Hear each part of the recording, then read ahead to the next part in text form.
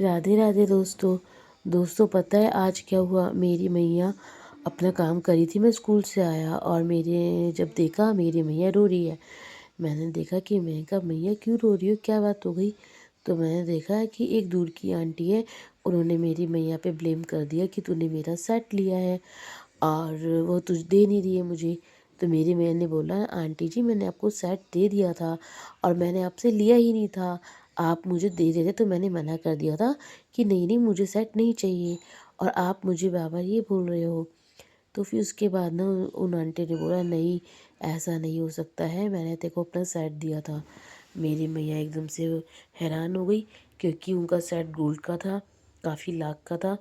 और मेरी मैया ने बोला आंटी जी देखो अगर मैंने आपका सेट लिया होता तो मैं आपको ज़रूर दे देती, ऐसा कुछ भी नहीं है। मैं कभी झूठ नहीं बोलती, मैं सच बोलती हूँ। अगर आपको ज़रा सी भी इतनी प्रॉब्लम हो रही है आप मेरे कमरे में आके मेरी अलमारी देख लीजिए, मेरे पास आपका कोई सेट नहीं है। तो वो आंटी कहने लगी मैंने तेरे को दिया था, मुझे अच्छी तरह याद है। इतने में मेरी अम्मा आ गई। मेरी अम्मा ने बोला उन आंटी को कैसे बोल रही है मेरी बहू से, क्या बात हो गई। तो वो कहने लग गई कि मैंने तुम्हारी बहू को सेट दिया था और वो मुझे अब नहीं दे रही है। तो मेरी बहू तो सॉरी मेरी बहू नहीं, मेरी मैया ने बोला नहीं मम्मी जी मैंने आंटी से कोई सेट नहीं लिया है और मैंने उनको, वो मुझे दे रही थी ज़बरदस्ती, मैंने मना कर दिया था पर अभी बार बार मुझे ब्लेम करे जा रही हैं।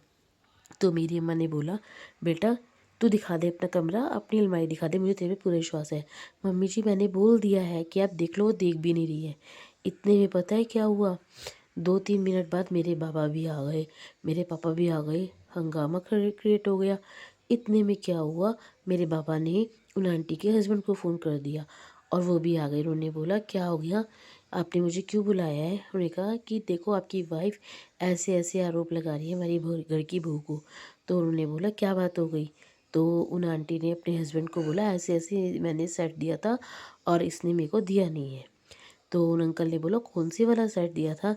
उसने कहा वो वाला जो मैंने मोतियों वाला सेट था ना, जो मैंने उसमें ख़रीदा था दिवाली पे। तो उन्होंने बोला वो तो तूने अपनी बेटी को दे रखा है और उसके पास है अभी भी। अरे तुम्हें कैसे पता चला, तुम्हें कैसे पता चला।